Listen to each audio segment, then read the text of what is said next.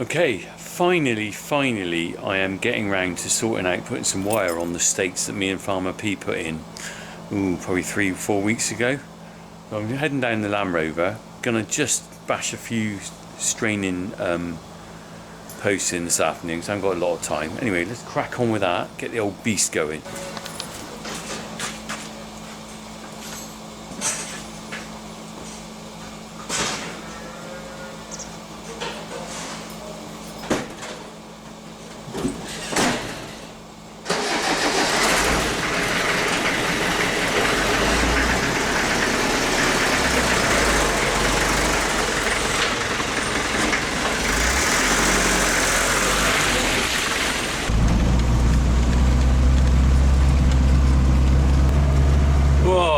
It's a bit wet actually out in this field. I probably left a few ruts.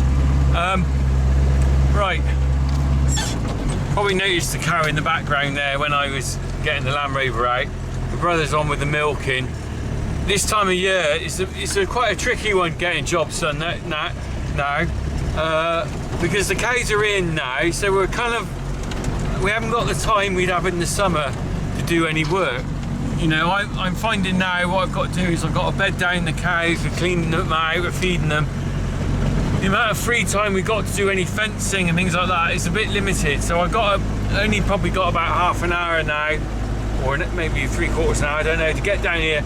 I'm not putting any wire up this afternoon. All I'm doing is putting some strainers on the posts, and then I'll pop down again another day and try and oh look, it's a bit skiddy on here. Look, lost it then. I'll put the wire up another day.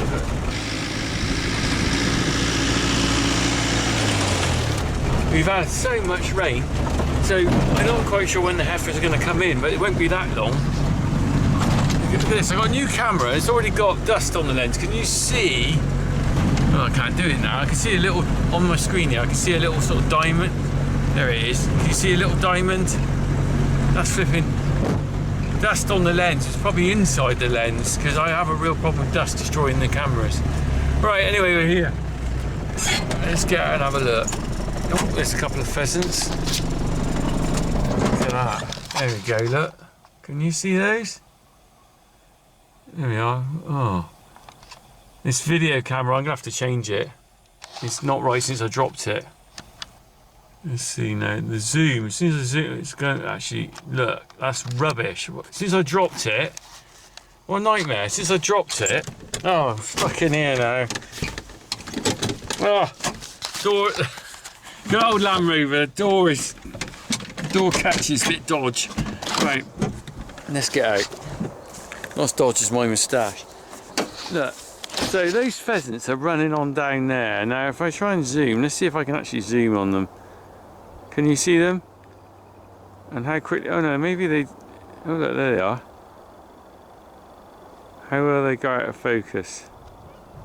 That's on a digital zoom. It's way too far and blurred. Right. Anyway, maybe the zoom was just it couldn't focus through the glass. I don't know. Right. Anyway, I think this camera's still on the way out. Right. Let's see what we got here then. So I've got these are in so firm. They don't really need a lot of straining. My idea is to put a couple of props there, one there, a bit further down probably, because the wire will, if I tighten it too much, will pull the post over. Ian, he was really good on this. Not only did he have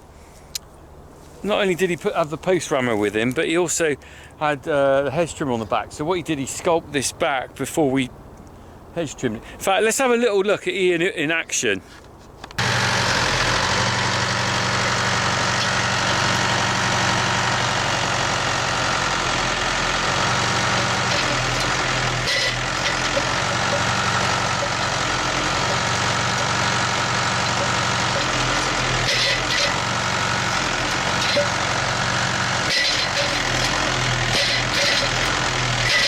One going down beauty. You can see there, you see he did a brilliant job.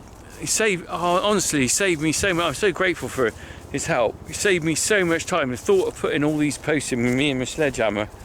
And now we're going to run the wire down here. Look. These posts are all in great. Amazing.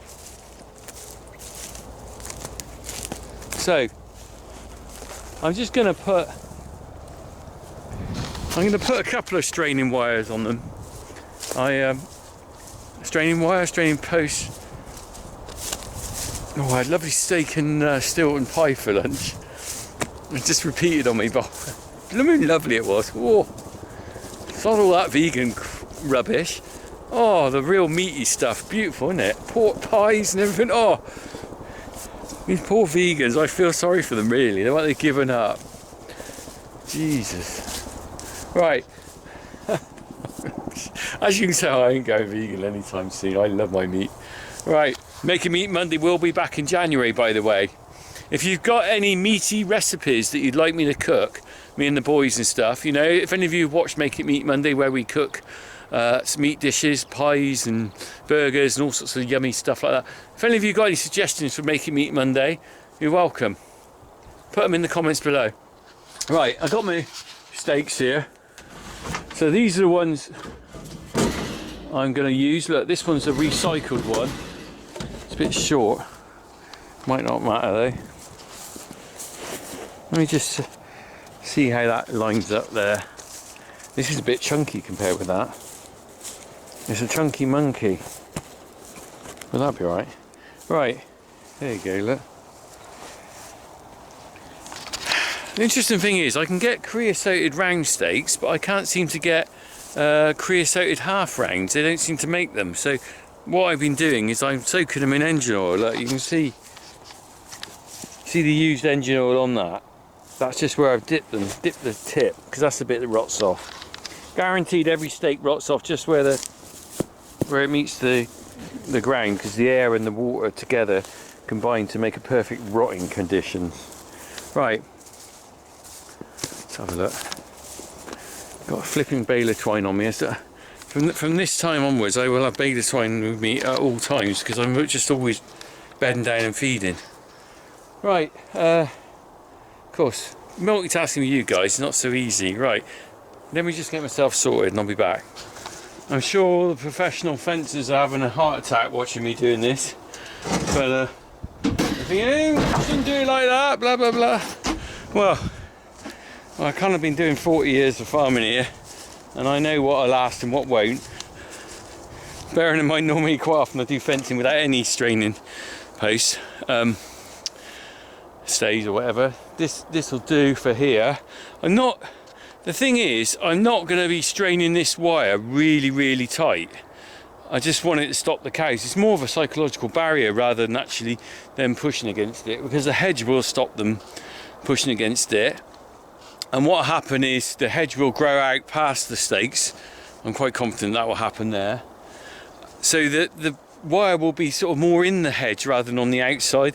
So they won't actually really push against it. The only time they might go and cross it is if they do try and go through it, like the deer might. But I think this will be fine. Time will tell, won't it? We'll have a look again in a few years' time.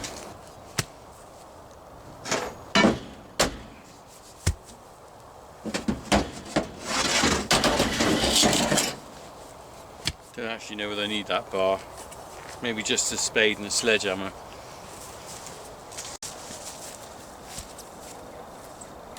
All I'm going to do is make a bit of a hole there, tap this in at an angle and nail it to that post. Now if I was doing a really professional job I'd cut a notch in there, but I don't think I need to do that if I've got some good nails in there.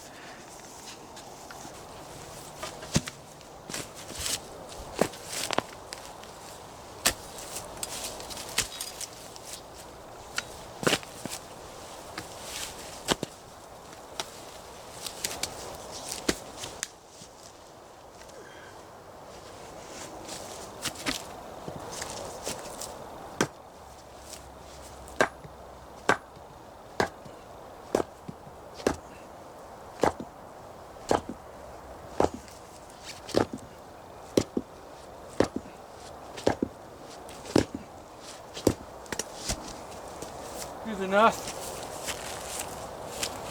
Right, got my stakes, my stake nails. I got a 6-incher and I got a 4-incher.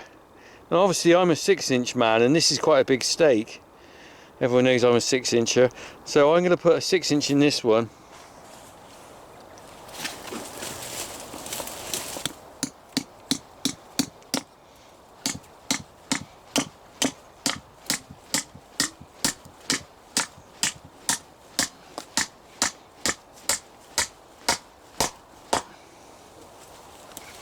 That's good.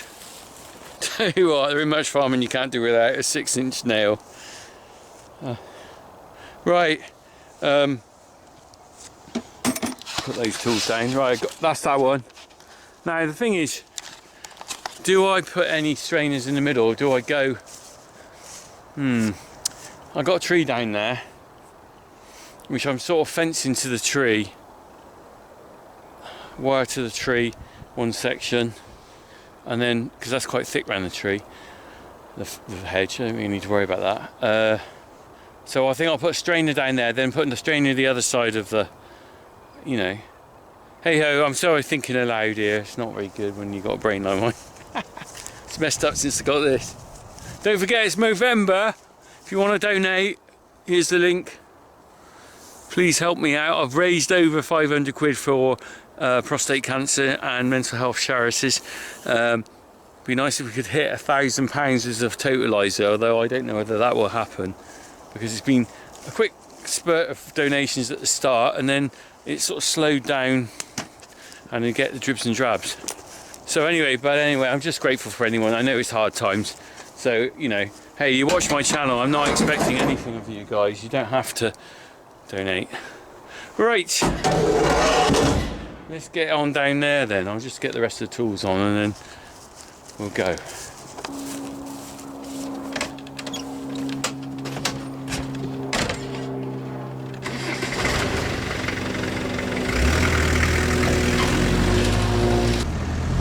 Funny, isn't it? Quite a few of you commented, why don't I get a quad bike? Well, as you can see, I've got, in the back of this Land Rover, I've got all the tools I need for this job, fencing stakes and everything. And I kind of think, well, if I get a quad bike, I'm going to come down here, I'm going to need a trailer on the back of the quad bike, aren't I? Because the quad bike, you can't fit anything on. So I kind of think, well, why do I need a quad bike, really? Because this Land Rover does everything.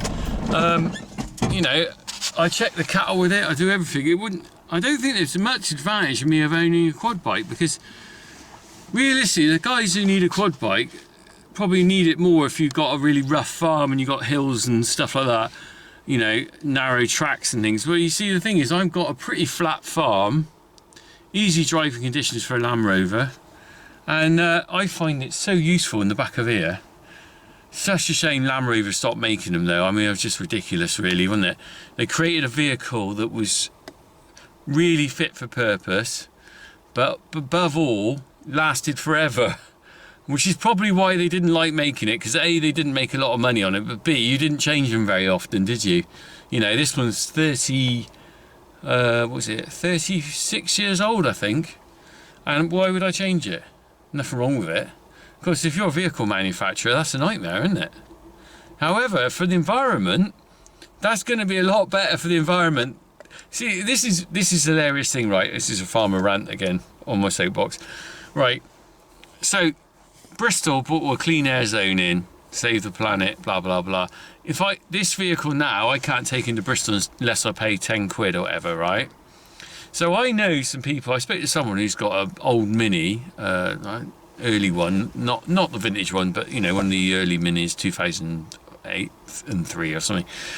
Because of the tax on it, he's going to get rid of the vehicle. He's going to change his vehicle, right? So what you're saying is you're going to reduce the emissions on in a sort of small area, but as for the planet, surely when people change their vehicles all the time, they're creating more pollution from the steel manufacturing and the importing of the vehicles and everything.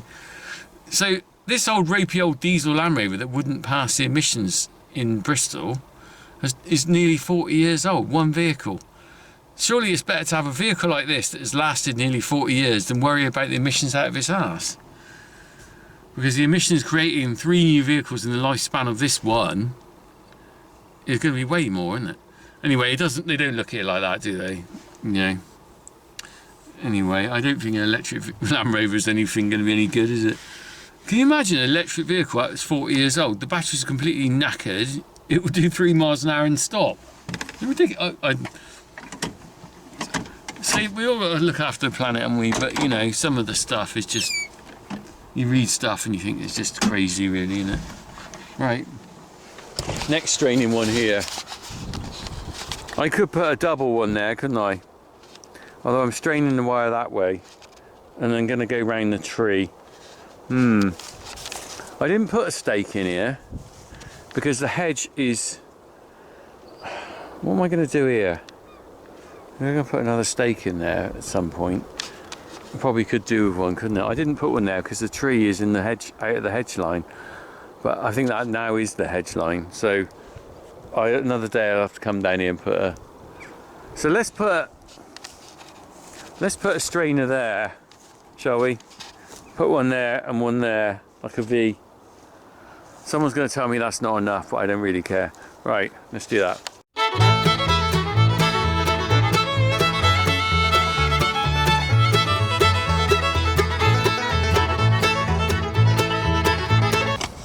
Well, I got a kind of upside down V.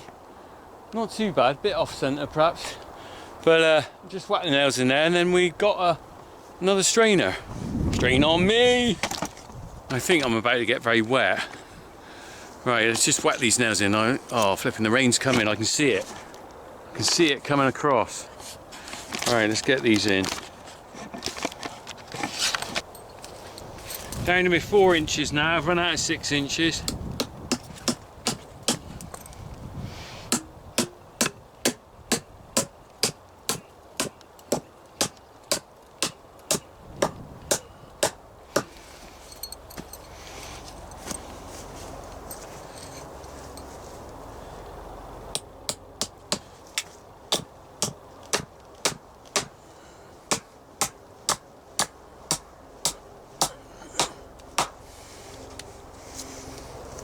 Oh, we've had some rain, flipping heck.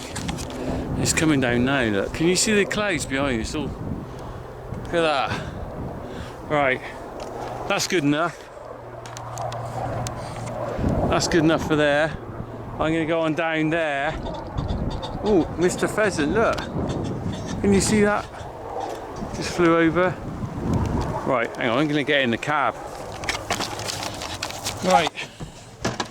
Rain stop play. Oh, right.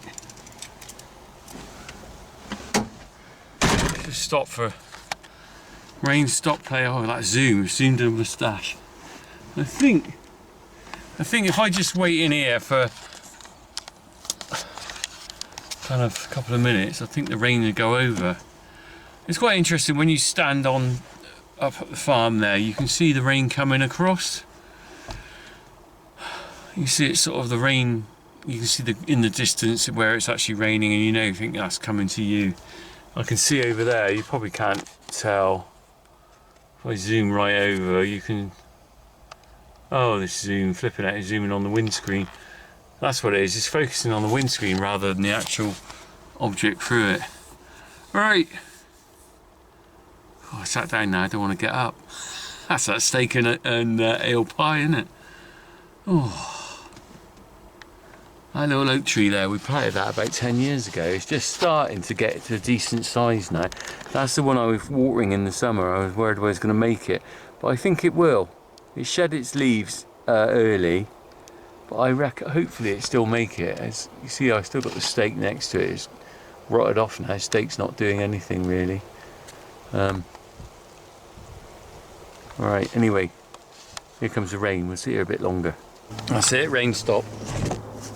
Right, go back down the far end.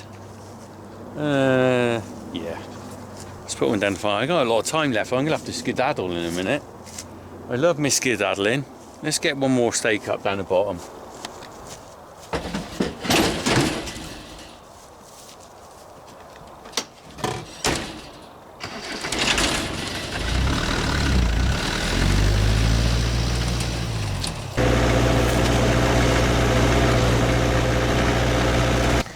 Right, I just got to the end of the field.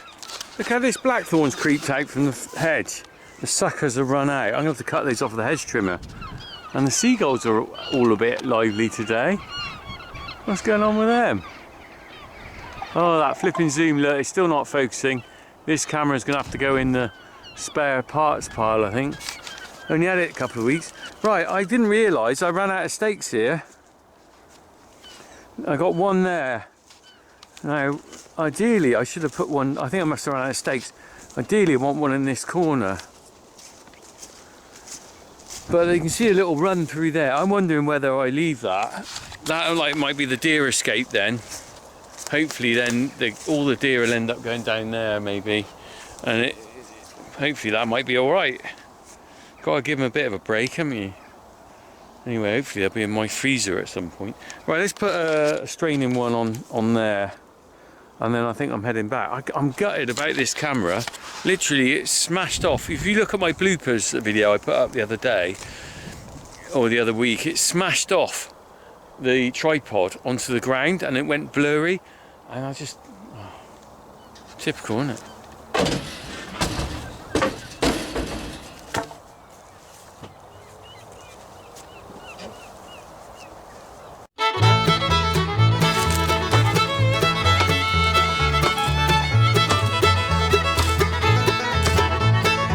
I think I left my hammer up there. Was I using that hammer earlier? I don't think I was I? I'll have to go and check in a minute. Oh, this tripod's a bit clapped out.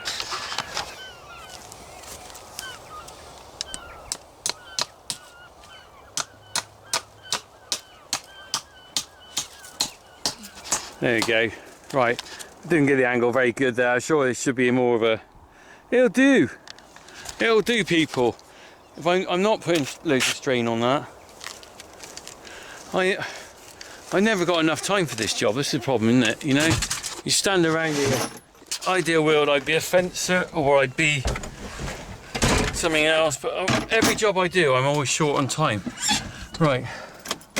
I'm not 100%. To be fair, I'm not particularly happy about that. The angle, I didn't get the angle right on that. Right. But those nails will stop it pulling over. Right, the main thing is, did I drop my hammer up here? Let me go and have a look.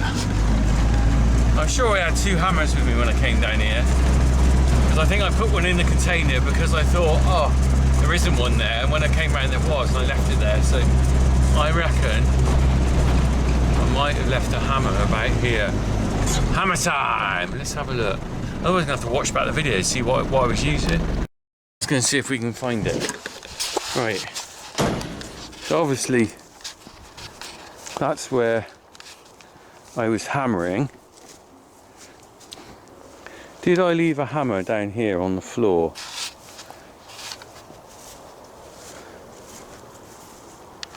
There's no sign of one. Would I have lobbed it on the floor?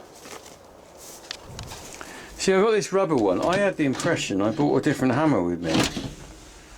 Am I going mad?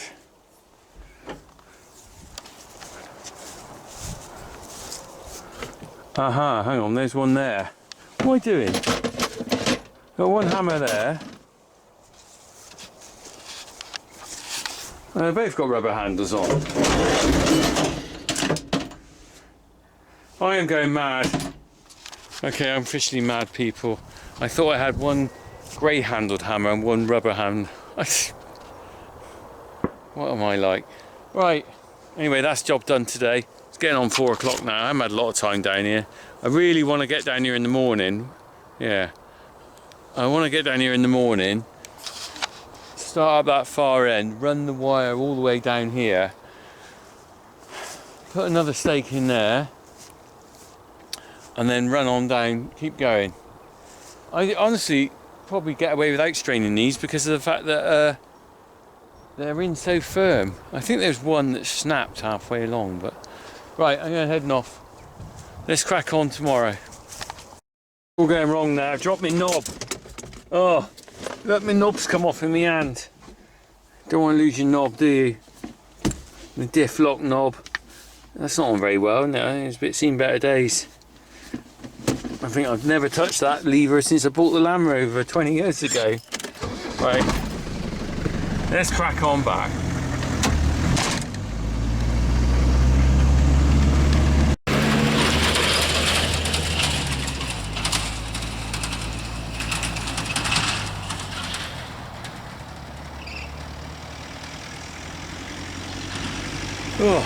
Well, so I'm not back down doing the fencing. It's too flipping wet. We've had so much rain the last day, and so I've decided to leave off on the fencing for a little bit. I got other things to do anyway. I got to get the maize clamp open. Look, I'll just chuck my jacket down here. So I'm going to take some of these bales off. We're going to start feeding that tomorrow, I think. There's a hole there, look, and you can see the maize there, look. And the reason for that hole is, well, we just had someone come around and take a sample off that. Colin Hare's his name is. He comes in from the feed company and he's just taken a sample of the maize, see what it's like. I was just talking to him earlier and he said our silage is very good quality. I think it's about 26% dry matter, which is quite good. It's very palatable, and he said they'll milk well on that. The only problem we've got is that because it's very palatable, the cows are blooming loving it, and I am a little bit concerned about how much forage we're going to have. It's almost the fact that you can't win, can you? So if they really like it, it's palatable, that's great. However, that means they'll eat it quicker. It means we'll run out of silage quicker. Anyway, I always have a little bit of a worry about this time of year, about whether we're going to have enough feed, and then we get through to the other year and we always make it. There's more worry about what's available if we run out this spring, because there isn't a lot out there. Anyway, he also told me that as well as talking about silage, he said he's got a lot of dairy farmers that are giving up. And so he's had about 5 farmers give up in his area that he covers. Well, it's always the case of people giving up, but things are getting harder and harder on dairy farming, really. The costs involved and the regulations. There's less than 10,000 of us now. When I was young, there were over 20,000. So hey ho. Anyway, I'm not planning to give it up yet, but you can see. Unfortunately, you can see where dairy industry is going. You can see it's going to consolidate to just a few really big players eventually. You know, we're just going to end up inevitably with the little guys like me going completely, and the big guys just really having 1,000 cows or something. Really, I think. I don't know. Maybe I'm wrong. Maybe there is room for smaller players out there, but and some of you watching this are smaller players, not as small as me probably, but. Just the inevitability of the economy of scale and everything is going that way. But also there's a real issue with staffing now, getting people to do milking. There's not many people want to do it. Right, let's get these bales off. We'll have a little chat at the end, alright? I'll just chuck them out of the way and we'll open the clamp up and see what it's like.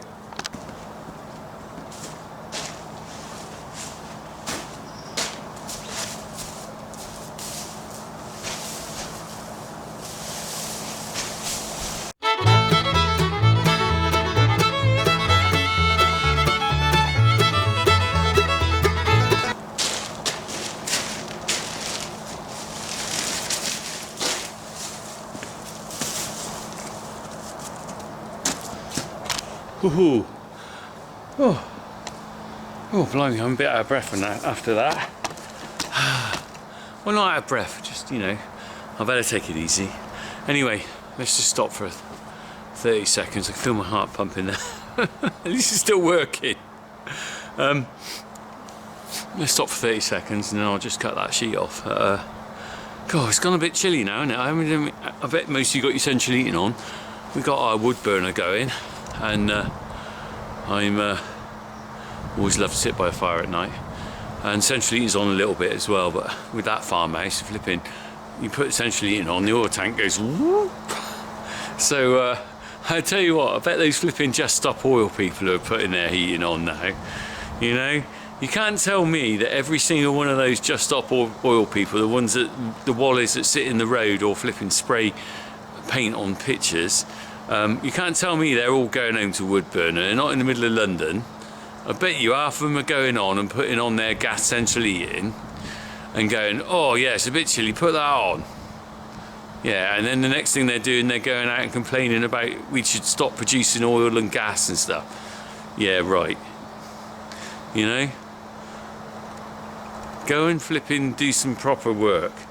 Go and flipping volunteer to come and work here on a farm and flipping help me lay some edges and restore some hedgerows if you want to look after the planet. Not flipping sit in the middle of a road and stop ambulances getting through. Bloody bunch of monkeys. Right, anyway, that's enough of that. Right, let's crack on. Honestly, I'm looking in here and I'm talking and I'm thinking, what am I looking like that with that? Oh, it's minging, isn't it? Hey?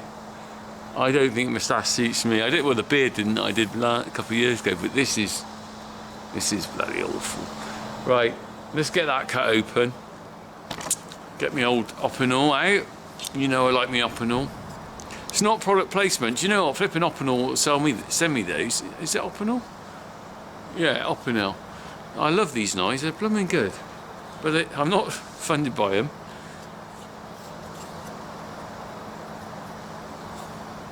Ought to be, shouldn't I? Right, let's get a bit of that sheet open. We'll have a look.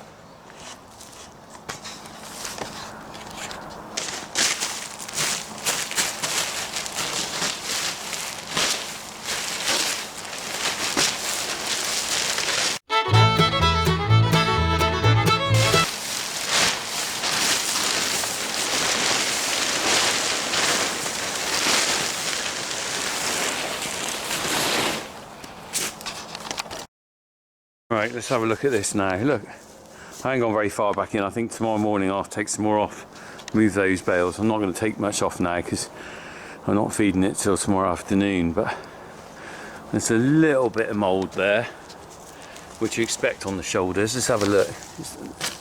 No, it's not that bad.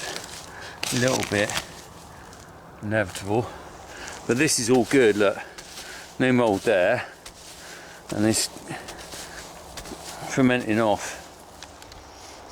It smells right. It doesn't smell the best.